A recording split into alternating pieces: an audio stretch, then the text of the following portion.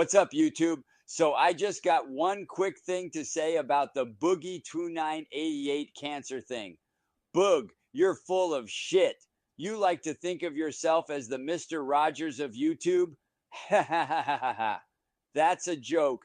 And to show you why, the meatbag brought Fred Rogers back from the dead. Just for you. Trust me when I say you need to listen to him.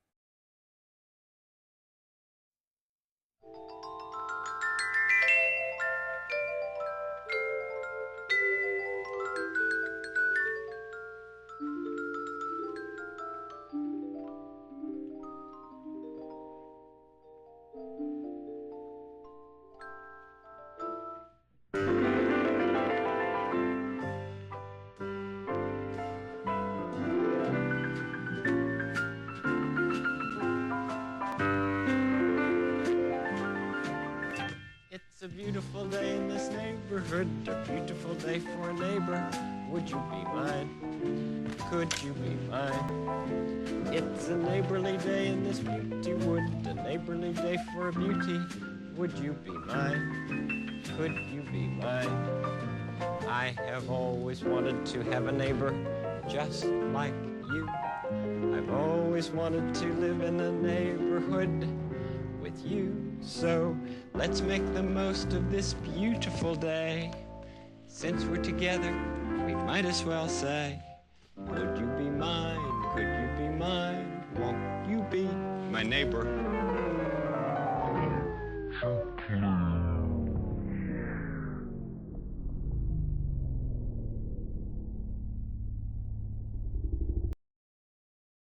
Hello there, Stephen. You know, I've been too dead to know much about live streaming on the internet. Oh, sure, I know what the internet is, and I was even on it a bit back in the late 20th century. I might still be on it now, but Stephen, I do know people. After watching your performance on the Lolcow podcast, I can see you've been doing some pretty fucked up things. Yes, I too can cuss. I never did, but what you've done in the last month alone really makes me angry. Both because of all the people you've hurt, and because it shows you're not a very good person. When Roboto San told me there was someone claiming to be the me of the internet, I must admit I was intrigued. How wonderful would it be to meet someone who carries on the same traditions I believe in? When I said as much, he laughed. I now know why. You see, Stephen, this refusal to show people an actual cancer diagnosis on principle is utterly goddamn ridiculous. There is a time when deferring to privacy is perfectly acceptable. After you've announced a cancer diagnosis is not that time. Let's face it, Stephen, you know damn well your doctor never said you probably have cancer.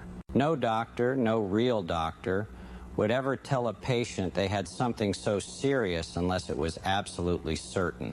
If we talk to your doctor or doctors, do you really think they're going to tell us they told you it was definitely cancer? Without a bone marrow biopsy?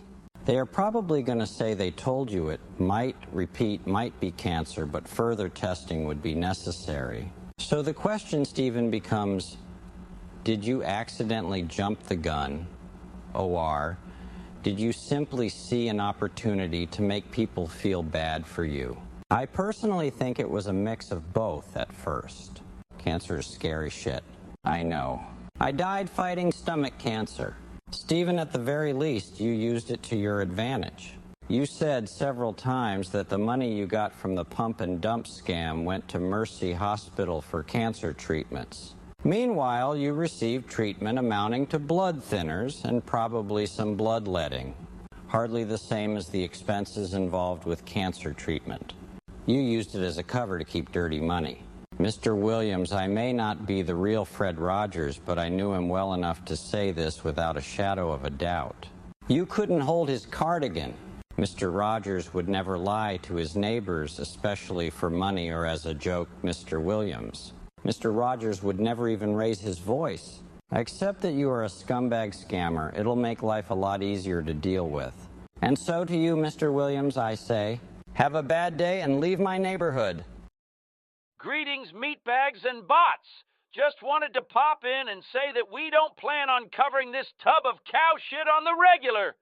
However, Given that Boogie likes to think of himself as you-know-who, we just wanted to give Mr. Rogers a chance to respond. Back to Raxo tomorrow.